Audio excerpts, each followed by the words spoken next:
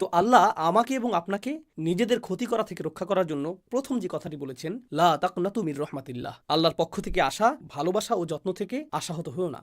আল্লাহ এখনও আপনাকে ভালোবাসেন, আল্লাহ এখনও আপনার প্রতি যত্নশীল। আমি রহমার অনুবাদে দয়া শব্দটি ব্যবহার করিনি, আমি ইচ্ছাকৃতভাবে ভালোবাসা ও যত্ন ব্যবহার করেছি। আমি এই খুতবাতে তা ব্যাখ্যা করতে চাই। আমি অন্যত্রও এটা বলেছি, কিন্তু এই বিষয়ে আশা হারাবেন না যে আল্লাহ এখনও আপনাকে ভালোবাসেন এবং আল্লাহ এখনও আপনার প্রতি যত্নশীল।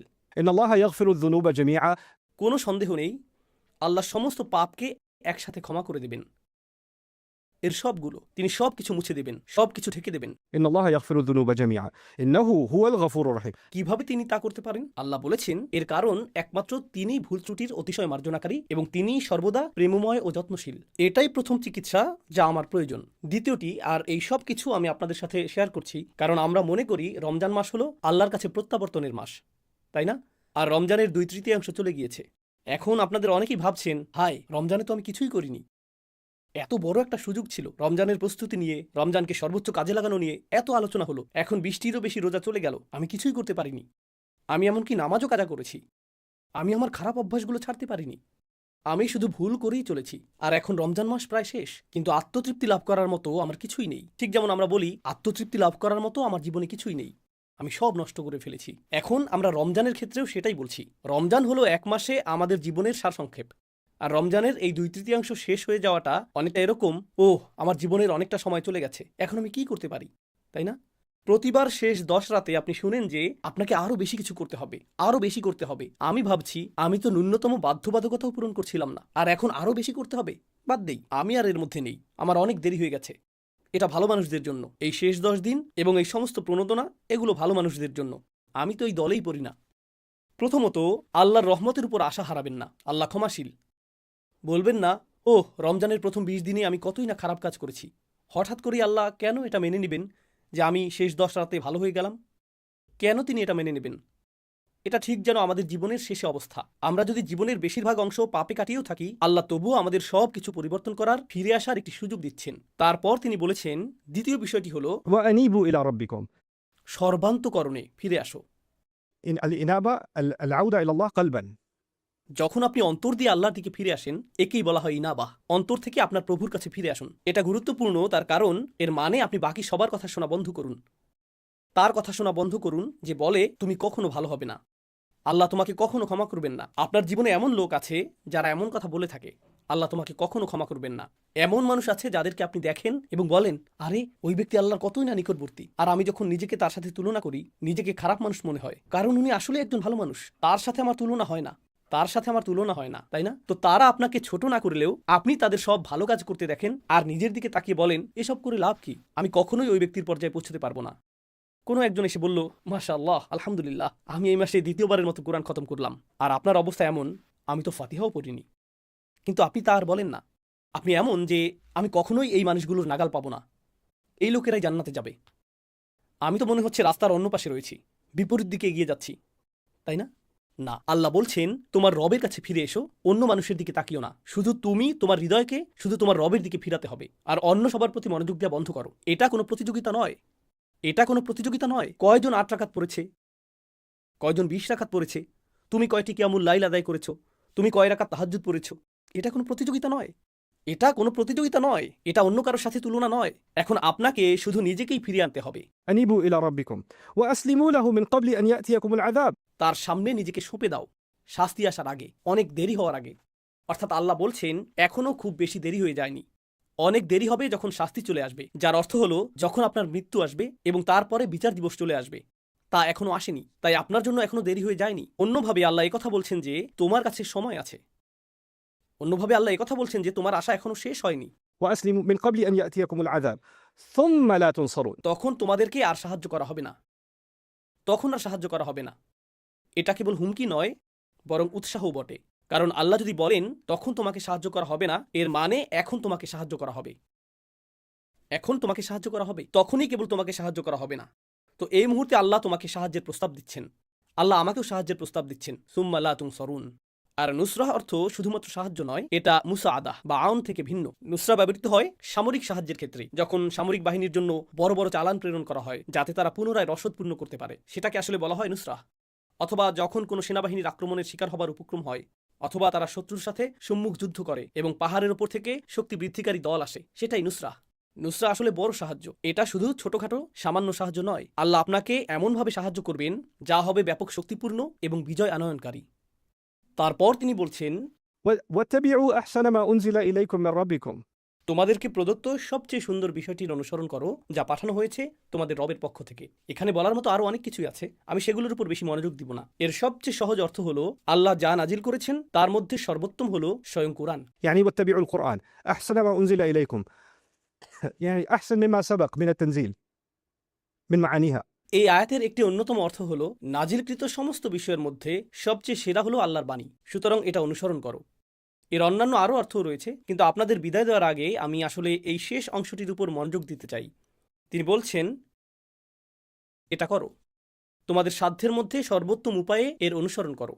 আল্লাহর নাজিল করা সবচেয়ে সুন্দর জিনিসটির অনুসরণ করো। কারণ কিছু লোক বলে, ও ইসলাম এত কঠিন, এত বেশি নিয়মকানুন, এটা অনেক জটিল, আমি জানি না কি করতে হবে, আমি জানি না কেন এত খুঁটিনাটি বিষয় রয়েছে। কিন্তু আল্লাহ বলছেন, না, এটা আসলে সুন্দর এবং সরল। এমন কারো কথা ভাবুন যে মক্কায় এই আয়াতটি শুনেছিল, ধর্মে তাদের জন্য তখন কি কি জটিলতা ছিল। তারা যখন সূরা জুমা শুনেছিল তখন কি জটিলতা ছিল, ধর্মের মধ্যে কাঠিন্য কোথায় ছিল। এটি ছিল সহজ সরল একটি বার্তা, এটি ছিল সুন্দর ও দ্ব্যর্থহীন, শুধু এটুকুই। আল্লাহর বাণীর দিকে ফিরে আসুন এবং আপনি এই ধর্মের সৌন্দর্য এবং দ্ব্যর্থহীনতা খুঁজে পাবেন, এটাই যথেষ্ট। কিন্তু এরপর আল্লাহ বলেন, হঠাৎ শাস্তি তোমাদের উপর এমনভাবে চলে আসবে যা তোমরা টেরও পাবে না। অর্থাৎ এটা মনে করো না যে তোমার হাতে অনেক সময় আছে। কর্মতৎপরতার একটি অনুভূতি তৈরি করো, কর্মতৎপরতার একটা অনুভূতি পোষণ করো।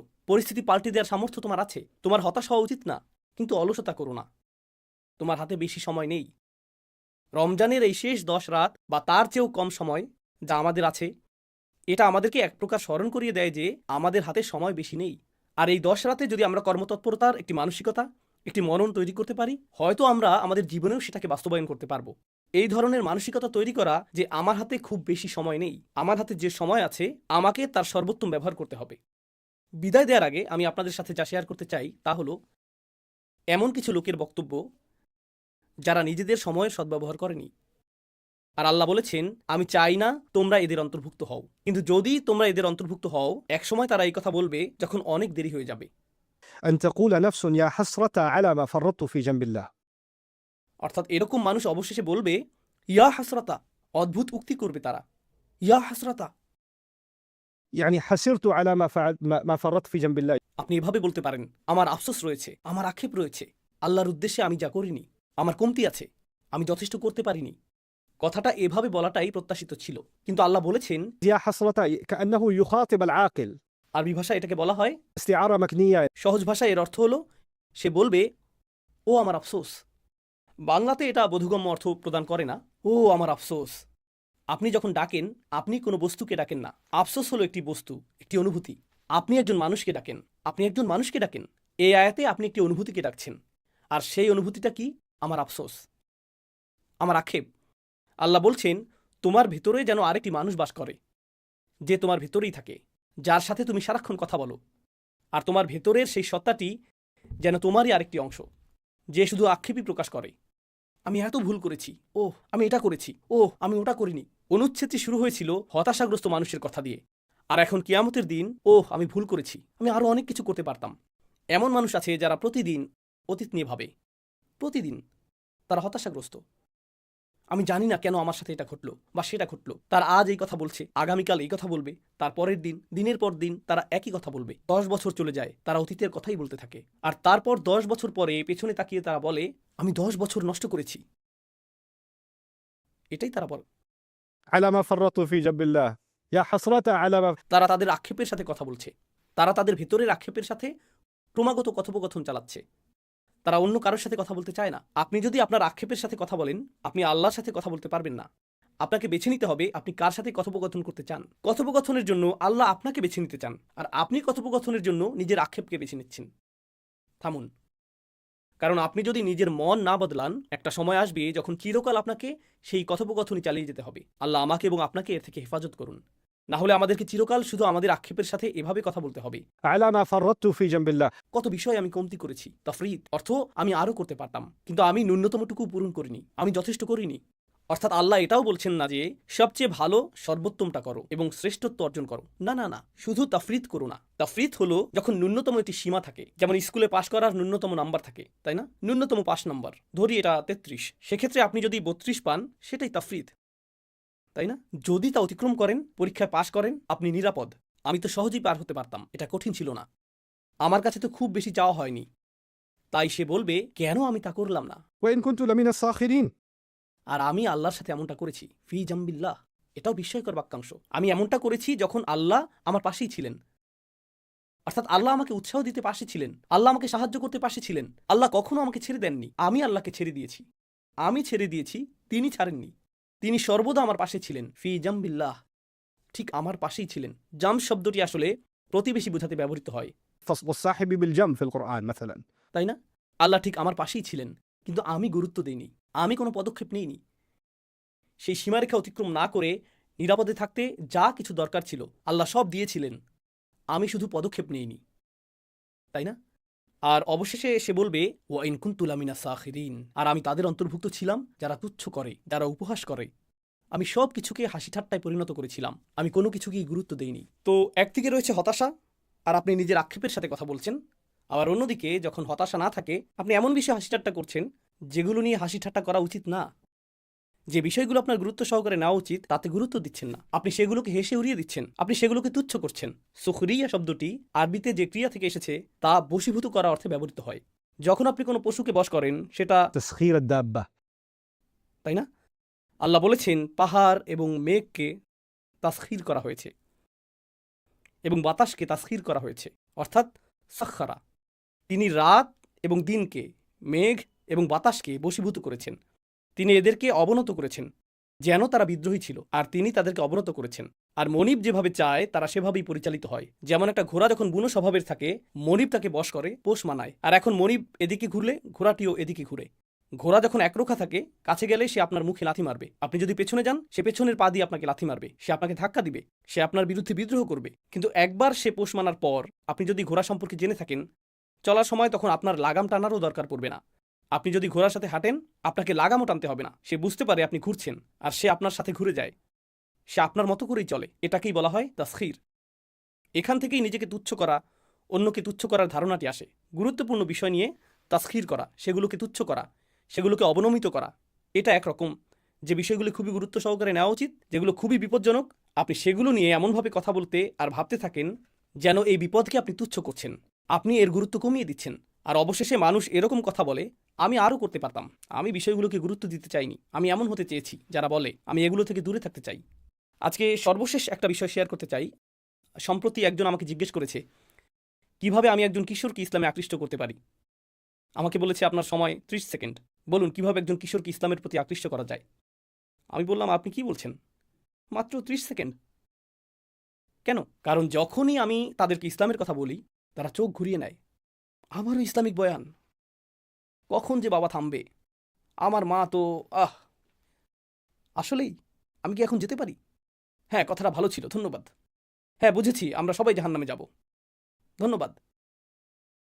নির্লিপ্ত একটা ভাব, এক ধরনের গুরুত্বহীনতা। আমি এতে যুক্ত হতে চাই না। কেন আপনি এটা নিয়ে আমাকে বিরক্ত করছেন? কেন আপনি আমাকে মসজিদে টেনে আনছেন? আমি কি আমার ফোনটা নিতে পারি? আমি কি মোবাইল গেমিং ডিভাইস নিয়ে পেছনে বসতে পারি? কারণ আমি আমি আমি এই বিষয়ে চিন্তা করতে চাই না। আর জানেন, এটাই একটা লাইফস্টাইলে পরিণত হয়, এবং এটা শুধু কৈশোরই সীমাবদ্ধ থাকে না, সে বেড়ে ওঠে। শেষ পর্যন্ত সেই মানুষটি বলে আমি কখনোই কিছুকে গুরুত্ব দিইনি।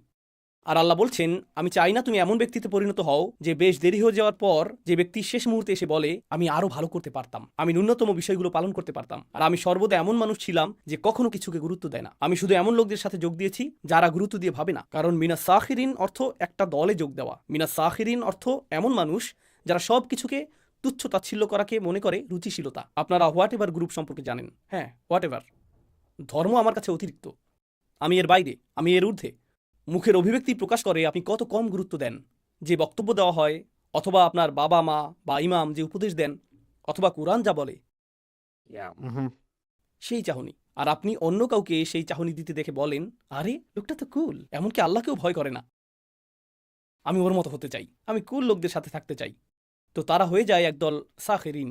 আর সে বলে, আমি তাদের মধ্যে ছিলাম যারা সাখেরিন। এটা এরকম যে আমি নিজের স্বতন্ত্র সত্তা হারিয়ে ফেলেছিলাম, আমি শুধু নির্বোধ সঙ্গীর সাথে বেছে নিয়েছিলাম, আর যত বেশি সময় আমি তাদের সাথে কাটালাম, আমি তাদের একজন হয়ে উঠলাম, আমি তাদের সাথে যোগ দিয়ে তাদের একজন হয়ে উঠলাম। আর এই স্বীকারোক্তি কিয়ামতের দিন সে প্রদান করবে। আল্লাহ আমাদেরকে এরকম হওয়া থেকে হেফাজত করুন। আল্লাহ আমাদের সন্তানদেরকেও এরকম হওয়া থেকে হেফাজত করুন। আমি আরও দোয়া করি আল্লাহ যেন আমাদেরকে আক্ষেপকারী মানুষে পরিণত না করেন, কারণ আমরা রমজানের শেষ কয়েকদিন বা শেষ কয়েক সপ্তাহের পূর্ণ সদ্ব্যবহার করিনি।